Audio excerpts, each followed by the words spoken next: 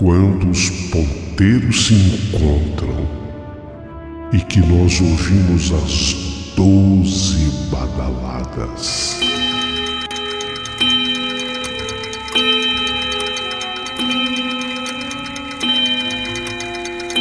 A hora que se anuncia é meia-noite. Uma hora em que tudo pode acontecer, inclusive nada. Mas hoje, muitos acontecimentos. Vamos à história de hoje.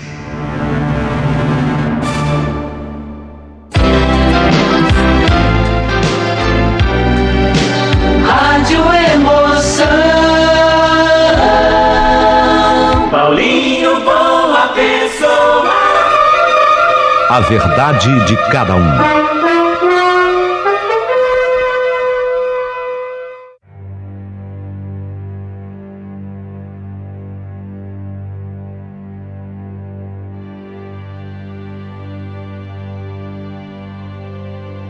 Meu querido amigo Paulinho Boa Pessoa, hoje terei a satisfação de participar do quadro História da Meia-Noite.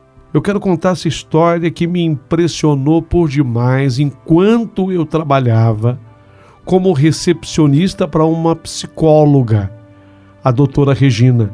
Diga-se de passagem, uma excelente psicóloga da nossa cidade. Eu já estava trabalhando com ela havia 5 anos. Naquela tarde em especial, da qual falarei, a doutora Regina foi fazer um atendimento a domicílio. Ela foi atender uma paciente dela em casa, às vezes, isso se fazia necessário. E havia agendada a minha amiga Terezinha. A Terezinha teria que ser atendida naquela tarde. Então não deu tempo de avisar a Terezinha chegou, a doutora Regina já tinha saído para o atendimento domiciliar. Expliquei, olha Terezinha, a doutora saiu, se você quiser você pode desmarcar, eu marco para você amanhã. Mas aí a Terezinha alegou, puxa, é que eu vim de tão longe, eu queria tanto esse atendimento, será que eu posso esperar? E eu falei, Terezinha, sem problema nenhum. Você sabe o quanto que é profissional a doutora Regina? E ela vai te atender ainda hoje. Aliás, ela deixou esse recado para você. Pode esperar. Eu não tenho o menor problema em ficar, até porque meu expediente ainda vai longe. Eu tenho que ficar aqui de qualquer forma. E será uma honra ficar na sua companhia. A Terezinha ficou comigo. E a gente ficou conversando. Foi quando a Terezinha resolveu se abrir comigo. E relatou-me onde foi que se originou o problema psicológico dela. Vinha de 1990, quando ela tinha só 9 aninhos de idade. Fiquei assim, muito curiosa para saber. Nossa, desde os 9 anos de idade você passou, foi um trauma? Falou, olha, eu não sei determinar ao certo pelo que eu passei, mas eu vou te contar, porque acabou sendo muito assustador. Naquela época, eu tinha 9 anos, me relatou Terezinha. E eu estudava numa escola que ficava num bairro novo da nossa cidade. Então eu tinha que sair de casa, havia um pedaço de mato até chegar na escola. E eu não podia ir sozinho, eu só tinha 9 anos. Minha mãe não podia me levar, tinha os compromissos. Meu pai tinha os compromissos. Então meu irmão, um pouquinho mais velho que eu tinha 9, ele tinha 12, ele se incumbia de me levar. Assim era todo dia. Eu estudava no período da manhã, o meu irmão me pegava pela mão, passava aquele pedaço de mato, era uma mata assim fechada, sabe? Tanto do lado esquerdo quanto do direito, a gente passava no meio, numa pequena estradinha, até que nós chegávamos à escola. Todos os dias era assim, o meu irmão me levava bem cedinho para a escola. E era uma área de muito mato. A minha mãe exigia que meu irmão fizesse isso, porque ela tinha medo que eu fosse sozinha. Não era longe da minha casa. A escola não era longe, mas o problema era o pedaço de mato que eu tinha que enfrentar. Então era assim, o meu irmão todos os dias tinha essa incumbência de me levar até a escola. Isso o Luiz Carlos, meu irmão. E aí, todo dia, a rotina se repetia. Mas, você sabe como é que é criança? Nesse dia em questão, eu pedi para o meu irmão, o Luiz Carlos, ô Luiz, deixa eu ir sozinha do portão de casa até a escolinha. Sabe aquela coisa do desafio? Eu não sei se você, na tua vida infantil, já viveu isso. Sabe, eu queria, com 9 aninhos, ter o orgulho de dizer que eu era capaz de sair da minha casa, passar aquele trecho de mata até chegar à escolinha, mas sozinha. Deixa, Luiz. E o Luiz, meu irmão com 12 anos, doido para fazer outra coisa, ao invés daquele compromisso de me acompanhar até a escola, ele permitiu. Mas você quer mesmo ir sozinha? Eu quero.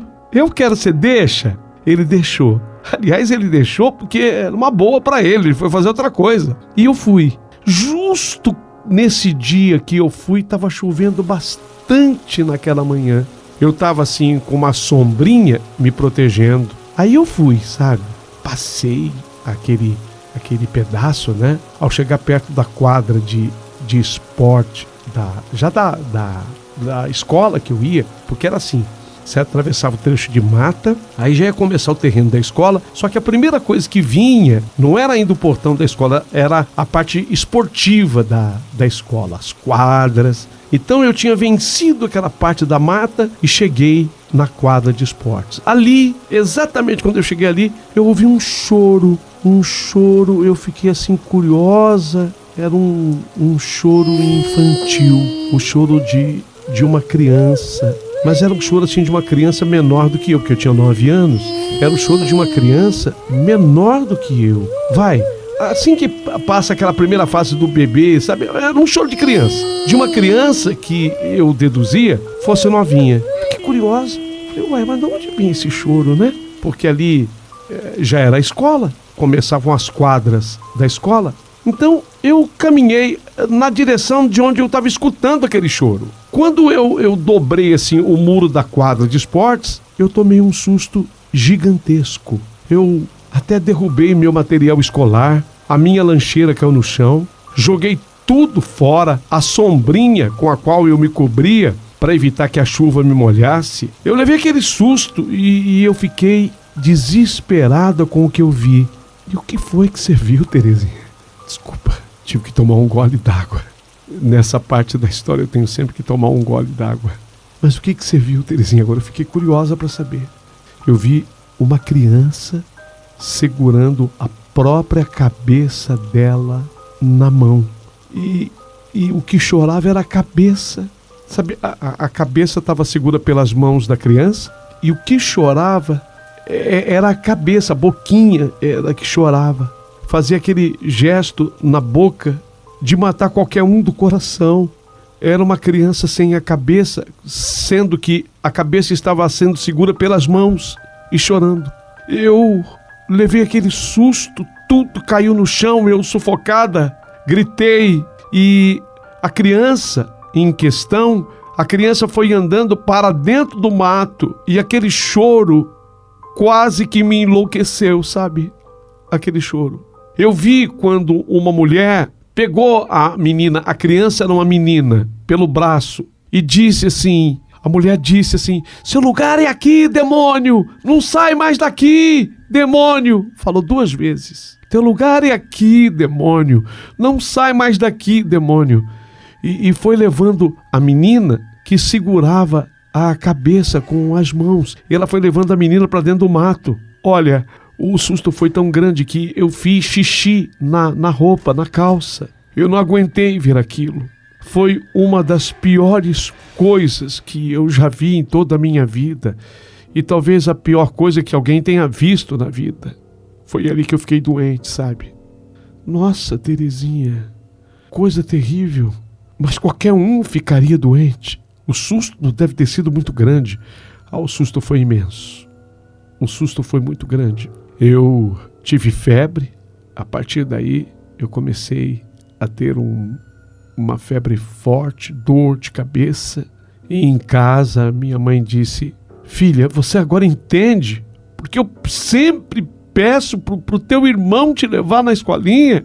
Mas não se preocupe não, filha, que ano que vem você não vai mais estudar lá. Porque para você não dá, já que você tem essa facilidade de ver essas coisas. Desde que você era pequenininha, você narrava para a mamãe que via determinadas coisas. Eu fiquei aquele restante de ano ainda, sabe? Sendo obrigada a ir para a escola. Porém, já não fazia mais nada sozinha. Ir para a escola muito menos. Agora nem meu irmão me levava. Meu próprio pai, minha própria mãe. Às vezes os dois. Às vezes meu irmão ia, mas a minha mãe ia junto. Só que eu comecei a ficar com medo de tudo. Até para eu ir ao banheiro, eu tinha medo. Eu tinha medo de novo encontrar a menina segurando a cabeça com as próprias mãos. Você acredita que essa história acabou se espalhando lá na escola e muitos pais tiraram os filhos nessa época de lá, depois de que isso aconteceu comigo? Porque outras crianças ficaram também com medo, sabe? A coisa foi tão feia que outras crianças ficaram também temerosas.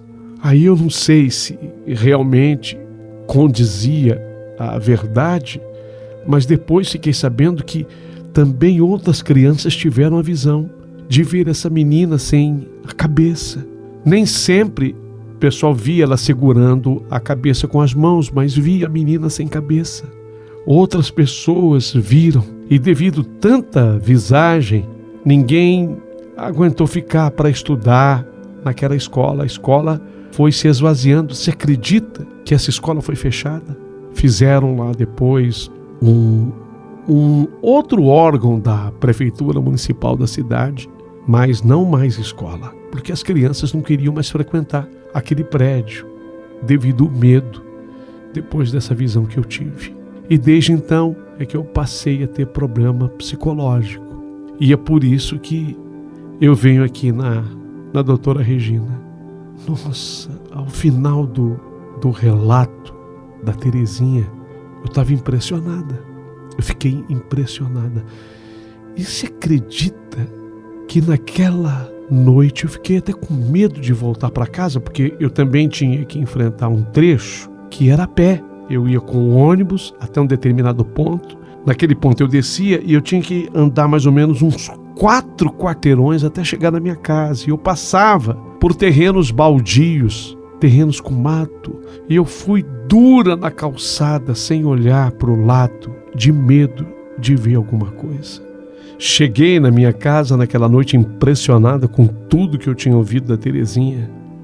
E talvez, por ter ficado impressionada, naquela noite eu tive um sonho com uma menina sem cabeça. Só que eu vi a menina do jeito que ela foi descrita pela Terezinha, sabe, da mesma forma, só que ela no sonho, ela segurando assim a cabeça e andando sem a cabeça. E eu, no sonho, eu não sei, no sonho eu era corajosa, eu não corri. Eu falei assim para ela no sonho: mas o que é? O que foi? E a menina falou: ele cortou a minha cabeça para eu não falar. Ele cortou a minha cabeça para eu não falar. Eu acordei com um sonho nítido na minha mente. Nítido, claro na minha mente. No dia seguinte eu liguei para a Terezinha, entrei em contato com a Terezinha, marquei com ela um almoço, ela veio almoçar comigo. Eu contei para ela do sonho, ela disse: olha, eu acho que é porque você ficou impressionada com o que eu sonhei. Mas não era só isso, não.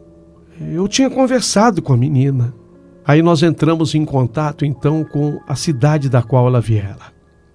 Porque essa visão que ela teve era 1990, quando ela tinha 9 anos de idade, 1990. Nós já estávamos, naquele momento, naquele instante, nós estávamos em 2010. Portanto, já tinham passado 20 anos da visão que ela teve. Nós entramos em contato com a cidade dela e ela tinha um primo que trabalhava na rádio lá local. E nós fomos levantando os fatos e ficamos sabendo que há 35 anos, quer dizer, fazia 20 que ela tinha tido a visão, mas fazia 35 anos que houveram uma morte lá na cidade, que não fora esclarecida a morte de uma menina de 5 aninhos.